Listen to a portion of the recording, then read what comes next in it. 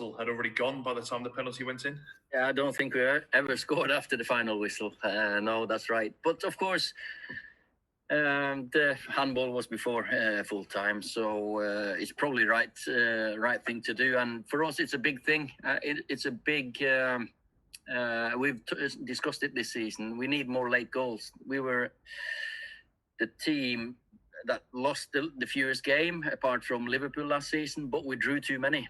And to get 2 extra points after conceding the equaliser so late on is a great boost for us.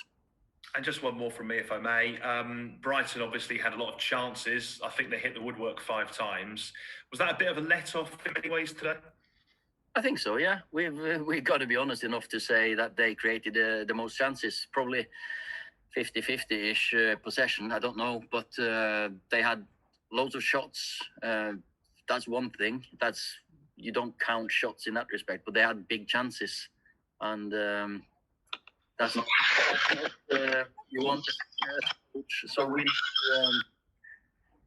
stop the feedback there, but we need to improve a lot in the weeks coming forward. Thank you. Ollie, the first half performance presumably wasn't the improvement you were looking for. Did you see enough in the second half to feel, particularly the spirit, that there is a considerable improvement happening? The spirit and the character of the boys, I don't question at all, because we see them every day. The spirit is there. The sharpness and the fitness might not be there, and the form, but it's going to come.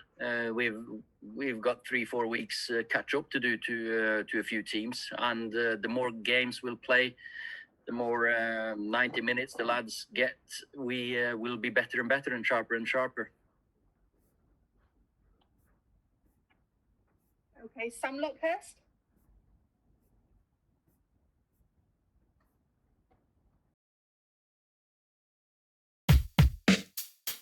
You created a business.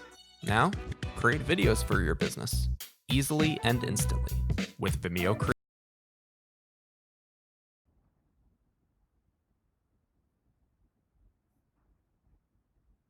Sam? Still on mute. Can you hear me now? Yeah. Great. Ollie, how's Paul Pogba doing, given that that's twice he's come off around the 60-minute mark? Is he still struggling to get back to fitness from having COVID? Yeah, he missed a lot of the pre-season because of his illness. So he didn't. He's not had internationals or the friendly against Villa. So of course the 65 minutes he's had will help him along, and he'll just get better and better. Okay, Steve Bates.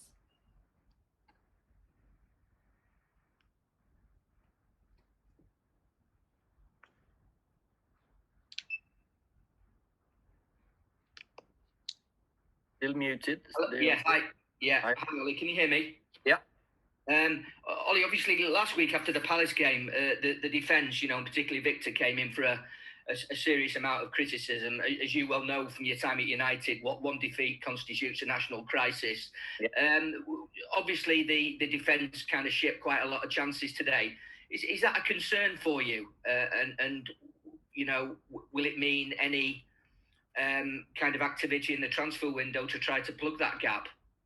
When you concede chances and you concede goals, there's 2 different things you can look at. Is the team shape, or is there any individual mistakes? For me, we're not in our best shape or form. Our shape isn't there. We're not sharp enough to get out to stop crosses or to follow the runs. So we're a little bit behind. So that's more the structural mistakes than individual mistakes. And I thought Victor did well today, if you were saying that. Yeah, and also just in the transfer window, is the defence is an area of where you might look to strengthen, or not really? Well, we've got many defenders here, and Eric I put him on to bolster the defence, following the runs of Trossard and Mopai, and so for me, we've got enough good centre backs here at the moment. Thank you. Sam? Hey Ollie, can you hear me? Yeah. Yeah. Ollie, what did you make of Marcus's game today? I mean, obviously he's had a bit of stick this week about his form, and it was a really good goal, I thought. Yeah, he was getting better and better. I had a little bit of go at him half time or just halfway through the first half for a tackle that he evaded. But I think his reaction, I think his sharpness is getting better. He's more direct.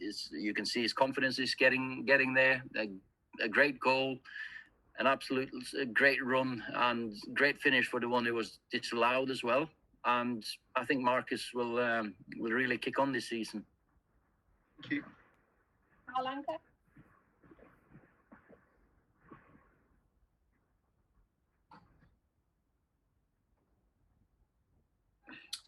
Good afternoon, Mr. Solskjaer. Yeah.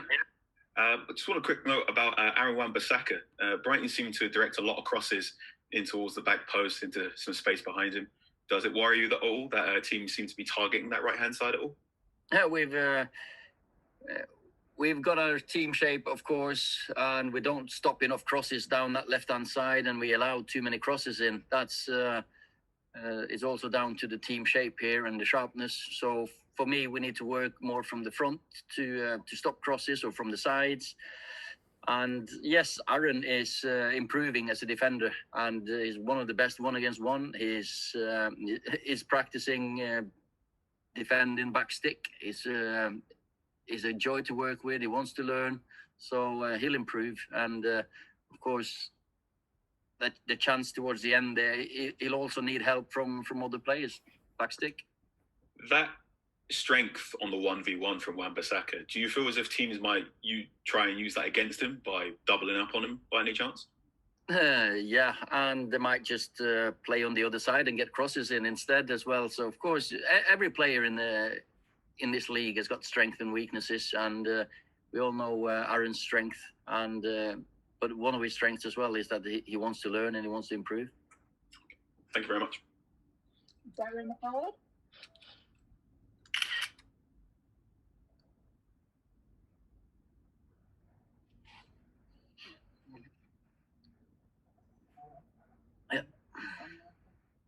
Oh, hi, Ollie. Can I just what you made of Brighton's style of play under Graham Potter, and how much you feel as though they've improved since the last time you played them and comfortably beat them 3-0 last season?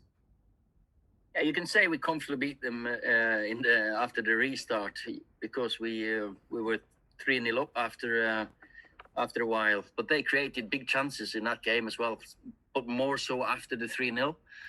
So for me, Graham is one I've followed from when he was at Östersund. Took him all the way, and he improved and went to beat Arsenal at Emirates. Of course, that's a massive achievement for a coach to go to the 4th or 5th division in Sweden and do that. And you can see his principles. He trusts his players. So for me, every game when we play against Brighton, you have to prepare really well for. That's great. Thanks, Ollie. Last question from Sam Morton.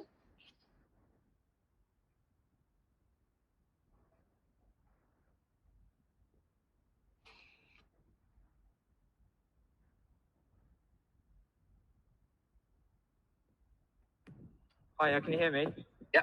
Hi, Ollie. Yeah, so were you surprised today by kind of Brighton's intensity, and were you expecting them to have that many shots? Do you think it came as a surprise to your players and how they kind of responded to it?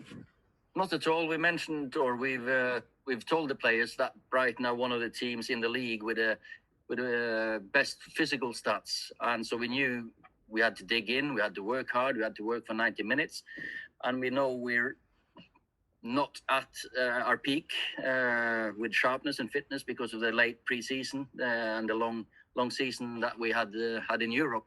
So we had prepared for that, and but you can see towards the end they had more steam than us. But then again, we had enough in the tank to create a reaction to the equalisers.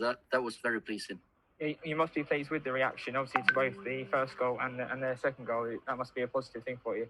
No, big plus, and the team spirit and character of the boys, I don't doubt or put that in doubt at all. And sometimes, though, these games when you travel down to the coast, is an early kickoff. You don't get started, and we didn't until they scored, and that was the kick up the backside we needed, and we played well after they scored the first. Good reaction, and then towards the end, great reaction. But we tired towards the end, so that was the reason that they pegged us back the last 10 minutes, 15 minutes.